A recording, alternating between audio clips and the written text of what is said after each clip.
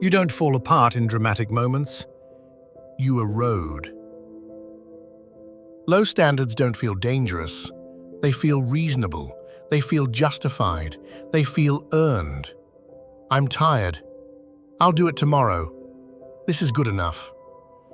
And nothing collapses immediately. That's why it's dangerous. When your standards drop, your identity adjusts to protect you. Not because you're weak, because the mind avoids conflict. It would rather lower the target than admit you're not hitting it. So instead of saying, I'm undisciplined, you say, I don't need that much. Instead of saying, I'm avoiding discomfort, you say, I value balance. You don't betray yourself loudly, you renegotiate, quietly. Standards define the version of you that is allowed to exist. If your standard for effort is low, the disciplined version of you has no authority.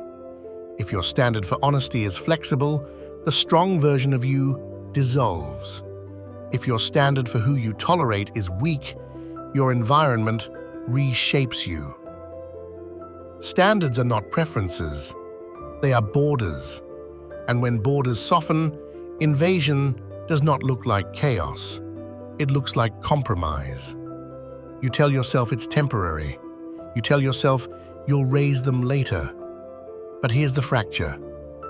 Every time you accept less from yourself, you are training your nervous system to tolerate less effort, less precision, less resistance, less pressure. And tolerance becomes identity. This is the hidden cost. Low standards don't just affect outcomes, they alter what feels normal.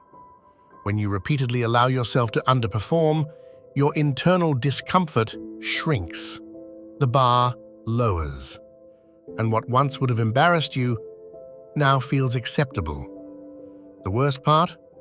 You don't feel it happening. There is no alarm, no dramatic loss, no public failure. Just subtle drift. And drift compounds. A slightly later wake-up time, a slightly softer workout, a slightly weaker boundary, a slightly easier excuse. Each one insignificant alone. Together, a different person. Low standards are rarely about laziness. They are about avoidance. Avoiding the discomfort of holding yourself accountable. Avoiding the friction of confronting your own inconsistency. Avoiding the pain of not measuring up to your own potential. So you adjust the ruler. And once the ruler shrinks, everything looks fine. You're still functioning, still moving, still surviving. But you are no longer sharpening. You are stabilizing at a lower level. And stabilization feels safe until years pass. The cost of low standards is not immediate failure. It is long-term mediocrity. Quiet, respectable, unquestioned. And the most dangerous part? You can live an entire life like that, never collapsing, never rising. You adapt faster than you think. Not upward, downward. The mind is efficient.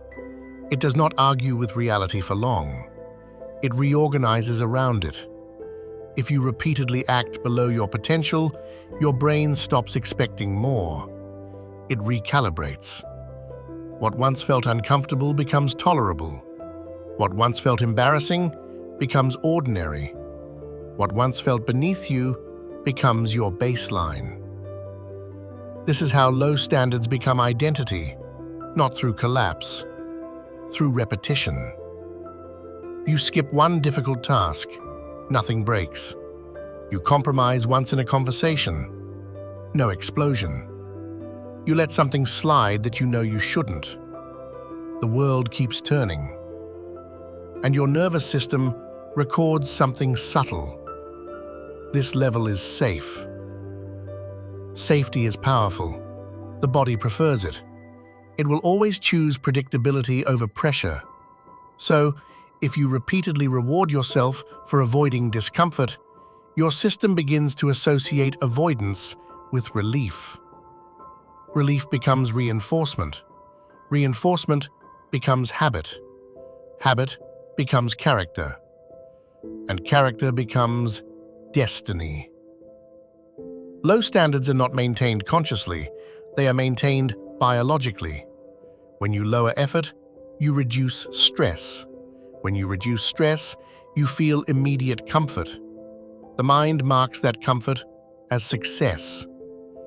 But the cost is delayed. Discipline feels tense in the moment. Avoidance feels relaxed. So the body votes for relaxation, again and again. Eventually, tension itself feels abnormal. Holding yourself accountable feels harsh. Demanding more from yourself feels extreme. And now something dangerous has happened. High standards begin to look unreasonable. You start labeling discipline as obsession. You call precision too much. You describe consistency as rigid. This is normalization. You no longer compare yourself to who you could be. You compare yourself to who you were yesterday. And if yesterday was weak, today feels acceptable. The comparison window shrinks, ambition narrows, vision shortens. Low standards are not loud. They are subtle permissions. Just this once. It's not a big deal. It doesn't really matter. Each phrase sounds harmless, but each one shifts the line. Over time, you stop noticing the shift. You believe you are stable, balanced, realistic. But realism without standards is surrender. The tragedy is not that you fail, it's that you stop demanding excellence from yourself. And when you stop demanding it, you stop recognizing it. Your tolerance for mediocrity expands. Your appetite for pressure shrinks. Your resilience softens. The hidden mechanism is simple. You become what you repeatedly permit. Not what you intend. Not what you claim. Not what you once believed. What you permit. Low standards are permission structures, and once those structures are built, your behavior aligns with them automatically.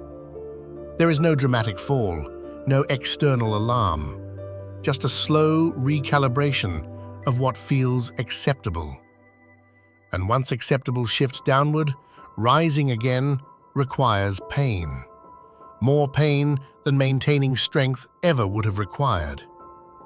That is the trap. You lower standards to avoid discomfort, but you accumulate a deeper discomfort later, the discomfort of knowing you settled. And most people never confront that. They simply adapt, again and again. If this message resonates with you, Like and subscribe for more content like this. This channel is built for people who want control over their focus, not constant noise. There comes a moment you cannot ignore. Not dramatic, not explosive, just quiet recognition. You see someone operating at a higher standard, and something inside you tightens. Not envy, not hatred, recognition. You recognize the gap, the distance between what you tolerate and what is possible. That distance is the fracture. Low standards protect you from immediate discomfort, but they expose you to long-term regret. And regret is heavier because it lingers. You begin to feel a subtle dissatisfaction, not with the world, with yourself. You cannot fully respect the version of you that consistently chooses the easier option. And self-respect, once weakened, changes everything. Confidence does not come from affirmation, it comes from evidence. Evidence that you hold your own line. Evidence that you keep your word to yourself. Evidence that you demand precision when no one is watching. When that evidence disappears, confidence erodes quietly. You still function, you still move through life, but something internal feels hollow. That hollow feeling is not lack of talent, it is lack of standard. Low standards fracture identity, because identity is built on repeated self-confirmation. I do hard things. I don't compromise. I maintain my word. Remove those confirmations long enough, and the identity dissolves. Now something dangerous begins. You start defending your lower level. You rationalize it. You criticize higher standards in others. You downplay excellence to protect your comfort. This is where erosion becomes corruption. When you cannot meet a higher standard, you attempt to lower the standard itself. You call ambition unhealthy.